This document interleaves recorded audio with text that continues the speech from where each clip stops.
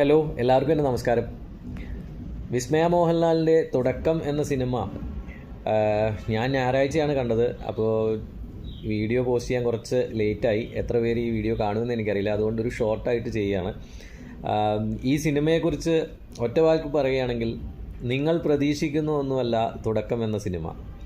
നമ്മളിതിൻ്റെ യൂട്യൂബിലെ റിവ്യൂസും മറ്റും കേട്ടതുകൊണ്ട് നിങ്ങൾക്കിപ്പോൾ ഏകദേശം കഥയെക്കുറിച്ചൊരു ധാരണ ഉണ്ടാവും. പക്ഷേ ഞാനിത് ഒട്ടും തന്നെ സ്പോയിലർ പുറത്ത് വിടാൻ ആഗ്രഹിക്കുന്നില്ല.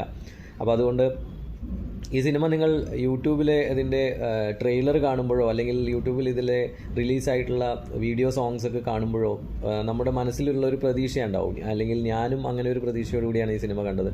ജൂഡ് ആൻ്റണി ജോസഫിൻ്റെ ഒരു കുടുംബ പശ്ചാത്തലത്തിൽ ഒരുക്കിയ ഒരു ഫീൽ ഗുഡ് മൂവി എന്ന ഒരു ഇംപ്രഷൻ നമുക്ക് ആദ്യമേ അവർ ക്രിയേറ്റ് ചെയ്ത് തരുന്നുണ്ട്. എന്നാൽ തിയേറ്ററിൽ പോയി കഴിഞ്ഞാൽ ആദ്യത്തെ 5 മിനിറ്റിലെ അല്ലെങ്കിൽ തുടക്കം തന്നെ ഈ സിനിമയുടെ ആദ്യം കാണിക്കുന്ന രംഗത്തിൽ നിന്ന് തന്നെ ഈ സിനിമ വളരെ എൻഗേജിങ് ആക്കും, അല്ലെങ്കിൽ നമ്മളെ വളരെ ഇൻട്രസ്റ്റിംഗ് ആക്കി കൊണ്ടുപോകും എന്ന ഒരു ഫീൽ ജനിപ്പിക്കുന്നുണ്ട്. അല്ലെങ്കിൽ തുടക്കം ഞെട്ടിപ്പിക്കുന്നതാണ്. നിങ്ങൾ പ്രതീക്ഷിക്കുന്ന രീതിയിലൊന്നുമല്ല ഇതിൻ്റെ തുടക്കം.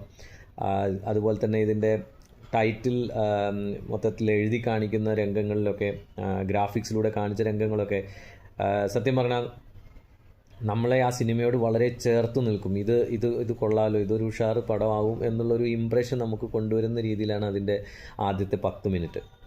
ഫസ്റ്റ് ഹാഫ് എന്ന് പറഞ്ഞു കഴിഞ്ഞാൽ നിങ്ങൾക്കൊരു ശ്വാസം വിടാൻ പോലും തരാത്ത രീതിയിലുള്ള ഗ്രിപ്പിംഗ് ആയിട്ടുള്ളൊരു ത്രില്ലറാണ്. അത് പറയാതെ വയ്യ. ഇതിൻ്റെ സംവിധായകൻ ജൂഡ് ആൻ്റണി ജോസഫ് വളരെ ബ്രില്യൻ്റായി നമ്മളിൽ നിന്ന് മറച്ചു വെച്ച ഒരു പാറ്റേണിലാണ് ഈ സിനിമ കൊണ്ടുപോയിരിക്കുന്നത്. നമ്മൾ പ്രതീക്ഷിക്കുന്ന ഒരു ലൈറ്റായിട്ടുള്ളൊരു ഫാമിലി മൂവി എന്നതിനപ്പുറത്തേക്ക് ഇത് വളരെ ഗ്രിപ്പിംഗ് ആയിട്ടുള്ള edge of the seat thriller എന്ന് തന്നെ പറയേണ്ടി വരുന്ന ഒരു ഫസ്റ്റ് ഹാഫാണ് ഈ സിനിമയുടേത്. സെക്കൻഡ് ഹാഫിൽ എഗെയിൻ സർപ്രൈസസ്. സെക്കൻഡ് ഹാഫ് തുടങ്ങുമ്പോൾ അടുത്തൊരു 10 മിനിറ്റിൽ നമ്മൾക്ക് വീണ്ടും വളരെ മികച്ച നമ്മൾ പ്രതീക്ഷിക്കാത്ത ഒരു ആംഗിളിലേക്ക് ഈ സിനിമ നമ്മളെ കൊണ്ടുപോകുന്നുണ്ട്. അതെല്ലാം വളരെ ആസ്വദിച്ച് തന്നെയാണ് എനിക്ക് കാണാൻ കഴിഞ്ഞത്. വളരെ തന്ത്രപരമായി എന്താ പറയുക, പ്രേക്ഷകരുടെ പൾസ് മനസ്സിലാക്കിയെടുത്തൊരു സിനിമ എന്ന് തന്നെ പറയേണ്ടി വരും. വിസ്മയ മോഹൻലാലിനെ അവതരിപ്പിച്ചു എന്നതിലുപരി ഈ സിനിമയുടെ കണ്ടൻറ്റ് അല്ലെങ്കിൽ ഇതിൻ്റെ മേക്കിംഗ് പ്രത്യേകിച്ചും വളരെയധികം കയ്യടി നേടുന്നു.